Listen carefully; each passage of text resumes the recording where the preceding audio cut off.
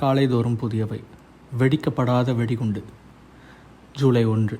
தீமையை வெறுப்பதே கர்த்தருக்கு பயப்படும் பயம்.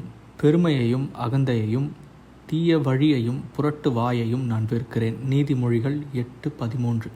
ஒரு வினோத நிகழ்வு ஒன்று லண்டன் மாநகரிலே 1987ஆம் ஆண்டு நிகழ்ந்தது. மிகவும் சுறுசுறுப்புடன் செயல்பட்ட ஒரு கட்டுமான ஸ்தலத்திலே நூற்றுக்கணக்கான பணியாளர்கள் பணியில் ஈடுபட்டிருந்தனர். கட்டுமான மேற்பார்வையாளர் ஒருவர் ஃபைல் டிரைவர் ஒன்றை குழாயில் செலுத்திய போது அது ஒரு இரும்பு பொருள் ஒன்றின் மீது தட்டுப்படுவதை உணர்ந்தார்.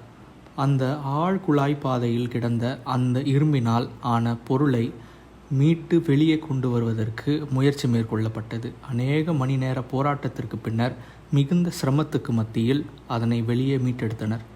அந்த பொருளை கூர்ந்து ஆராய்ந்த போது ஒரு பெரிய அதிர்ச்சி காத்திருந்தது. அது வெடிக்கப்படாத வெடிகுண்டு என்று கண்டறியப்பட்டது. அதனுடைய எடை 1000 கிலோ என்று அறியப்பட்டது. உடனே 10 நபர் கொண்ட வெடிகுண்டு செயலிழக்கச் செய்யும் குழு ஒன்று அந்த இடத்திற்கு விரைந்தனர். அந்த பகுதியின் வாழ்ந்த ஜனங்கள் அனைவரும் வெளியேற்றப்பட்டனர். 18 மணி நேர தீவிர போராட்டத்திற்கு பின்னர் நிபுணர் குழு அந்த வெடிக்காத வெடிகுண்டை செயலிழக்க வைத்தனர். அந்த வெடிகுண்டு 2ஆம் உலகப் போரின் போது ஜெர்மனியர்களால் வீசப்பட்டிருந்தது. அந்த வெடிகுண்டு நிபுணர்களால் செயலிழக்க செய்யும் வேளையில் வெடித்திருக்கும் பட்சத்தில் ஒரு பெரும் பேரழிவு ஒன்றை லண்டன் மாநகர் சந்தித்திருக்கும்.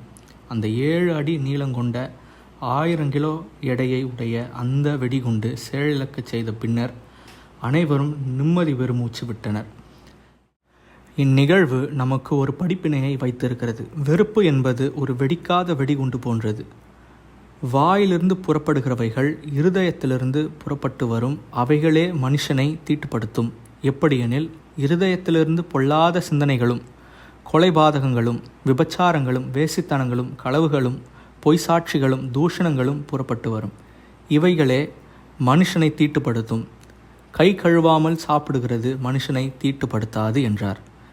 இந்த வெறுப்பு நமது சிந்தையிலும் மனதிலும் தோற்றமெடுக்கிறது. இதனை நாம் கண்டுகொள்ளாது விட்டுவிடும்போது அது வெடிக்க காத்திருக்கும் குண்டாக மாறுகிறது. இந்த வெறுப்பு எனும் வெடிகுண்டு வெடிக்கும் பட்சத்தில் அது எண்ணி பார்க்க இயலாத வேதனையையும் கண்ணீரையும் ஏற்படுத்தும்.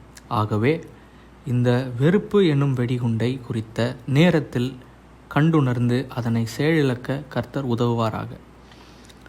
ஜெபம்.